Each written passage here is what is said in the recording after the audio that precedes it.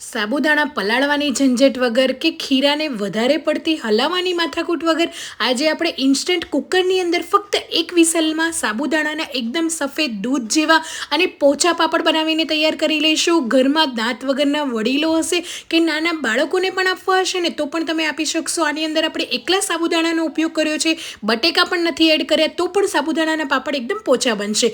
તો કુકરમાં ઇન્સ્ટન્ટ સાબુદાણાના પાપડ બનાવવા માટે 1 કપ જેટલા સાબુદાણા લીધા છે. સાબુદાણાને એક વખત ચાળીને લેવા જેથી નાના કટકા કે કંઈ પણ હોય ને એ નીકળી જાય. હવે કુકરની અંદર એડ કરીને 4 કપ જેટલું આપણે પાણી એડ કરીશું. એકદમ ક્લીન પાણી એડ કરવાનું છે. હવે સ્વાદ પ્રમાણે આપણે મીઠું એડ કરી દઈશું અને 1 ચમચી જેટલું આપણે આખું જીરું એડ કરીશું. હું અહીંયા સાબુદાણાના જીરા પાપડ બનાવી રહી છું એટલે જીરાનું પ્રમાણ મેં અહીંયા થોડું વધારે રાખ્યું છે. તમે ઓછું વધારે કરી શકો છો. હવે આ પાપડમાં જો તમે ઉપવાસ માટે બનાવવાના હોય તો આ રીતે પ્લેન રાખી શકો છો અને ઉપવાસમાં તમે ચીલી ફ્લેક્સ જો ખાતા હોય ને તો આની અંદર તમે ચીલી ફ્લેક્સ પણ 1 થી 2 ચમચી એડ કરી શકો છો. પણ હું અહીંયા કોઈ પણ તીખાશ કે કંઈ જ નથી એડ કરી રહી, બસ મીઠું અને જીરું જ એડ કર્યું છે. બરાબર સરસ રીતે મિક્સ કરી લઈશું. કુકરનું ઢાંકણ બંધ કરીને ફક્ત એક જ વિસલ કરવાની છે.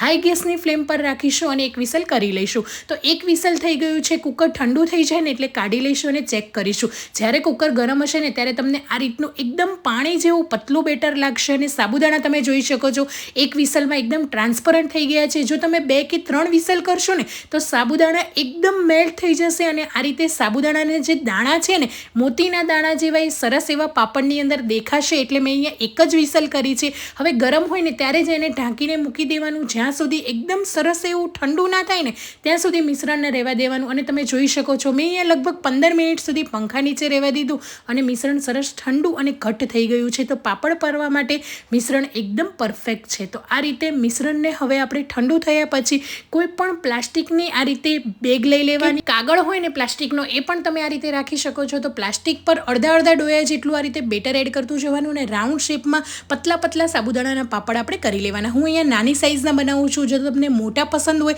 તો તમે 1 ડોયા જેટલું બેટર એડ કરીને મોટા રાઉન્ડ પાપડ પણ બનાવી શકો. તો આ રીતે થોડું બેટર એડ કરી લઈશું અને જ્યાં તડકો આવતો હોય ને ત્યાં પણ તમે સૂકવી શકો. ને જો તમારા ઘરમાં તડકો ના આવતો હોય તો તમે આ પાપડને છાંયડે પણ સૂકવી શકો છો. તો પણ 2 દિવસની અંદર એકદમ સરસ રીતે સુકાઈ જશે. તો મેં આ રીતે તડકામાં જ સૂકવ્યા છે. બધા પાપડ બનાવીને તૈયાર કરી દીધા છે. 1 કપમાંથી ઢગલાબંધ પાપડ બનીને તૈયાર થઈ જશે અને તમે ઝટપટ આ પાપડને બનાવી શકશો. અને 1 દિવસ પછી કે તમારે 6 થી 7 કલાક પછી આ રીતે પલટાવી લેવાના.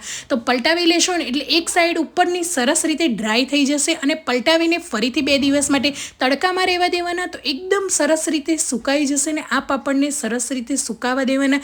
તો જ પાપડ ખાવાની મજા આવશે. જો થોડા ભીના હશે ને તમે તળશો ને તો પાપડ સરખા ફૂલશે પણ નહીં અને તળાશે પણ નહીં. અને આ રીતે તમે આખું વર્ષ સુધી સ્ટોર કરી શકો છો. આને કંઈ જ નહીં થાય, બગડશે પણ નહીં. જ્યાં સુધી તમારા પાપડ પચશે નહીં ને ત્યાં સુધી આ પાપડને કંઈ જ નહીં થાય. એકદમ સરસ રીતે સુકાવા દેવાના. અને તમે પાપડમાં જોઈ શકો છો જે આપણે એક વિસલ કરીને કુકરમાં એનાથી સાબુદાણા થોડા આખા પણ દેખાઈ રહ્યા છે. હવે તેલની અંદર થોડા એવા પાપડ એડ કરી લઈશું અને મિક્સ કરતા રહીશું. તો ફૂલીને દડા જેવા થઈ જશે અને ડબલ પણ થશે.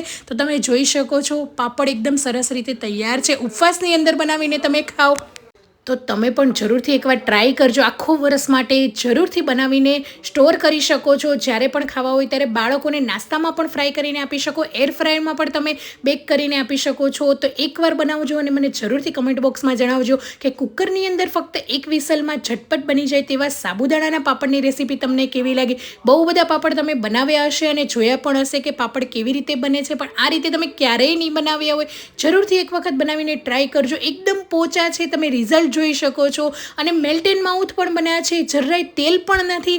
તો તમે પણ જરૂરથી ટ્રાય કરજો. Thank you for watching. આવજો.